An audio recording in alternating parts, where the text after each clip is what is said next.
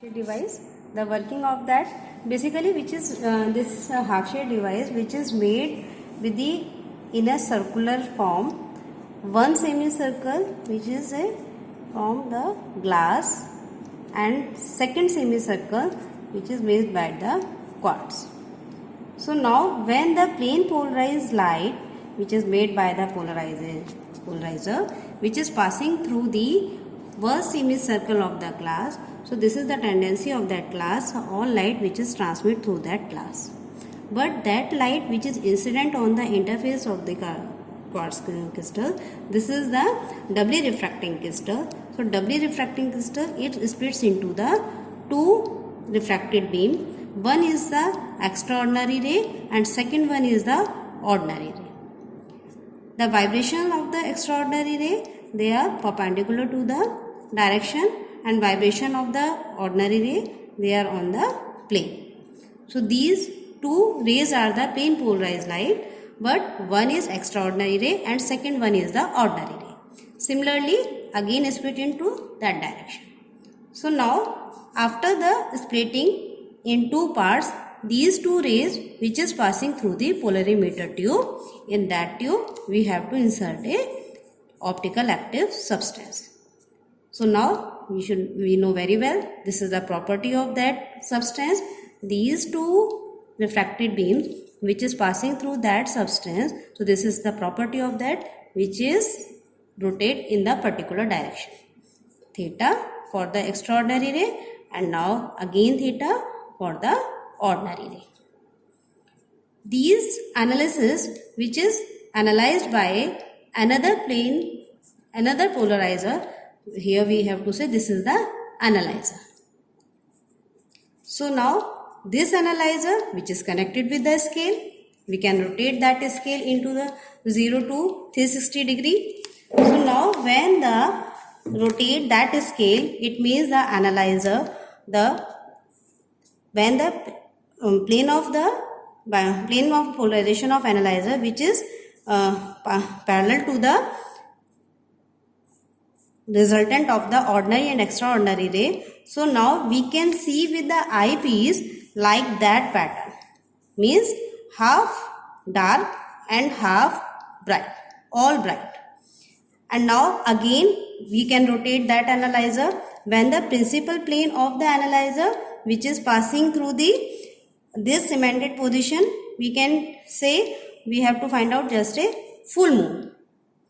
And again we rotate that analyzer again which is reflected through that resultant, so we can find out a like that pattern, means opposite of that, initial part is bright and next part is dark.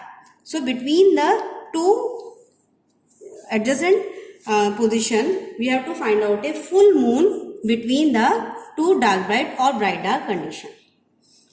Why we can find out the dark bright, bright dark and bright? Because of when the plane of the polarizer of the analyzer which is parallel to that direction, so now we can find out just a half intensity of the light, so accordingly we can find out the dark. When which is parallel to that cemented position means optic axis, means according to the optic axis both ray, ordinary and extraordinary ray, they are moving with the same velocity, so accordingly we can find out the full moon. Again we can rotate that one, again which is resultant to the ordinary and extraordinary, again we can find out the opposite direction, bright and dark. So this is that particular angle, theta angle, that particular direction we can find out the optical rotation. This is the specific position. So now this is the just a 180 degree position.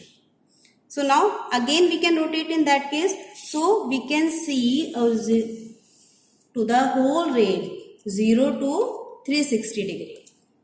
So accordingly we can find out 6 position like that. Center circle, it represent a bright optical rotation position. Left of that, this is the dark bright, and right of that, this shows the bright dark. This 3 position, this is for the 180 degree, And now the next three position, again this is also bright, this is bright dark, opposite of that is bright dark, and again dark bright, the opposite of this dark bright.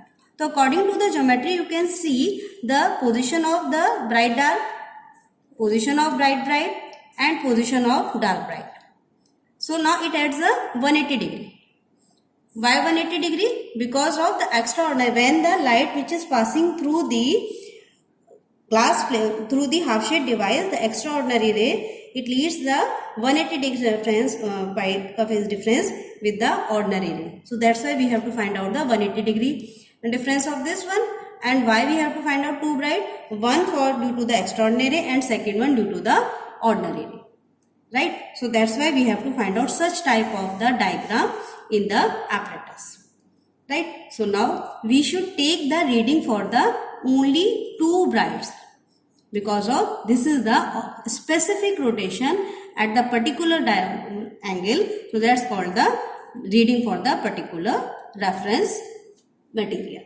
Same procedure we have to use for the three different solutions. In the first table, first of all we will calculate for the distilled water just like a reference. Now in the same optical tube we have to put three different solution, maybe X, X1, X2. Right? Same procedure we have to apply, and accordingly we can calculate the MSR, BSR total reading, and according to R1, R1 dash, and like this. So now the difference between the reference reading R0 and the R1. This is due to the reference for the distilled water, and this is due to the optical active substance. Right? Difference of these two reading, it will give the theta 1 means optical rotation for the particular solution. Same procedure we have to use for the V2 direction, means another direction. So now again we can take the difference, it will give the theta 2. After taking the mean of theta 1 and theta 2 for the particular strength, so then we can find out the mean theta, and after putting in that particular formula, theta into 1000 over the LC, after putting the value of the length of the tube which is 20 centimeter, and C is the concentration which you have to use in the particular experiment, means X. So you can put all these values, so then you can calculate the specific rotation for the particular concentration of the optical active substance. Similarly, we can repeat this experiment for to another solution, and accordingly we can find out a specific rotation for the particular optical active substance, means cane sugar, at the room temperature. And after that we can convert into the radian, and finally again we have calculate the alpha for the graph. So now for the graph we have to draw a graph between the theta or C at the different concentration, C on the x-axis and theta will on the y-axis. So now at the different concentration we have to find out the different optical rotation. So accordingly we can find out some points 2 or 4, 3, 4, 5, whatever. So accordingly we can draw a points, and we have to find out a straight line. We take the slope, that slope is BC over the AC. So the value of that slope which is putting in that particular formula, same formula alpha is equivalent to the 1000 into theta over the LC. So in place of theta over the LC we have to put the value of slope. So after the multiplication we can calculate again a specific rotation with the help of the graph. Finally we can take the mean for the observed value, and by the graph value we can take the mean of these two specific rotation. Finally we can calculate the result for the specific rotation. The standard value for this 66.67.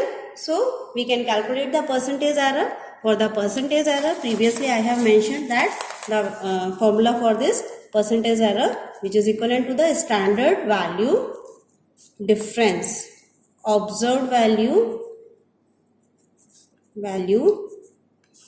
over the standard value multiplied by 100.